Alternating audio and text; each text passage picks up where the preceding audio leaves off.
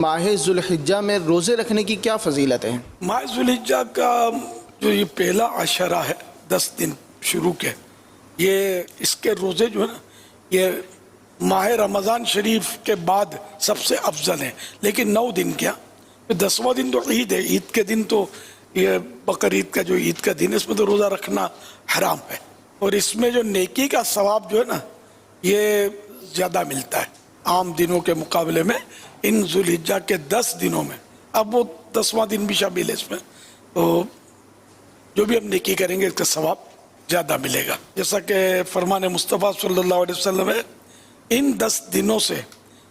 زیادہ کسی دن کا نیک عمل اللہ کو محبوب یعنی پیارا نہیں۔ صحابہ کرام علیہ رضوان نے عرض کی یا رسول اللہ صلی اللہ علیہ وسلم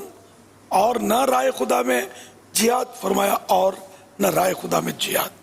مگر وہ کہ اپنے جان و مال لے کر نکلے پھر ان میں سے کچھ واپس نہ لائے، یعنی ان 10 دنوں میں صرف وہ مجاہد افضل ہوگا جو جان و مال قربان کرنے میں کامیاب ہو گیا۔ ایک اور فرمان مصطفیٰ صلی اللہ علیہ وآلہ وسلم اللہ پاک کو عشرہ ذوالحج سے زیادہ کسی دن میں اپنی عبادت کیا جانا پسندیدہ نہیں، اس کے ہر دن کا روزہ 1 سال کے روزوں اور ہر شب کا قیام شب قدر کے برابر ہے۔ فرمان مصطفیٰ صلی اللہ علیہ وآلہ وسلم مجھے اللہ پاک پر گمان ہے کہ عرفہ یعنی 9 ذوالحج کا روزہ 1 سال قبل اور 1 سال بعد، 1 سال قبل یعنی جو گزرا قبل اور 1 سال بعد کے گناہ مٹا دیتا ہے۔ جب یہ گناہ مٹانے کا ہوتا ہے نا تو وہاں صغیرہ گناہ مراد ہوتے ہیں عام طور پہ، اور یہ ذہن میں رہے کہ اگر کوئی یہ سوچ کر کرے گا